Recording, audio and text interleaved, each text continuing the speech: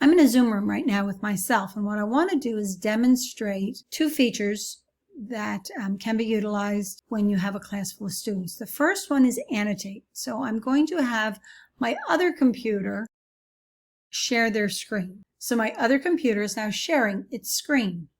And as I'm watching this, there's some things that I can do. So up at the top here, you see it says View Options. When I click on the down arrow, I can either request remote control or I could annotate. So I was doing this morning with a teacher, and the teacher was having some issues as far as what they were looking at. And I was trying to verbally and with hand signals on the monitor direct the teacher to where I wanted them to go. And then I remembered about the annotate. And so what I ended up doing is I can, with my mouse, I can point to things, or utilizing draw, I can choose how heavy I want to make my mark.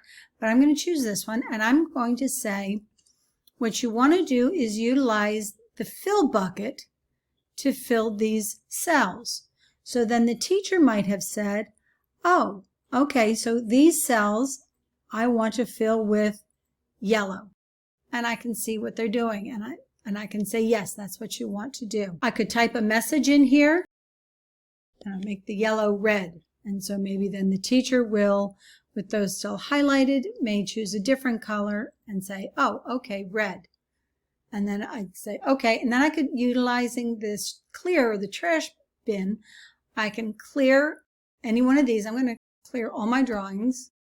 And then I might say, the next thing you want to do is go here, type it in here, or see how my mouse is turned into this arrow. So I might say you want to go to format.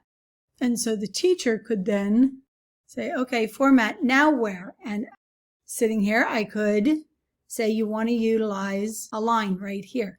And so you can help people that way.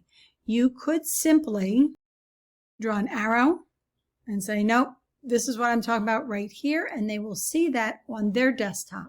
So everything that you're seeing me do on this desktop here is what's actually happening on the computer over next to me. So I could erase maybe just this arrow, and I want to get rid of this.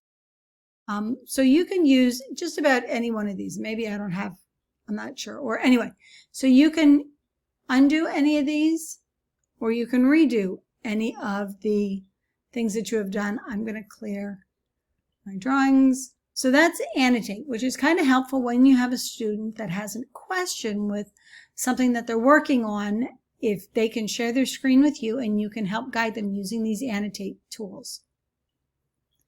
The other thing I wanted to show you, I'm going to stop sharing that screen, and this time I'm going to share my screen. And I want to show you the whiteboard. So the whiteboard is useful. I have to click share. The whiteboard is useful because you can explain things to the students. So if I was a math teacher with draw, I could do 2 plus 2 equals what? And then they might offer an answer and I could say, yep, 4. In marketing, we do what is called a SWOT analysis. And for SWOT analysis, it just takes a square and it's SWOT. And I might ask the students, okay, what's the S, the W, the O, and the T stand for?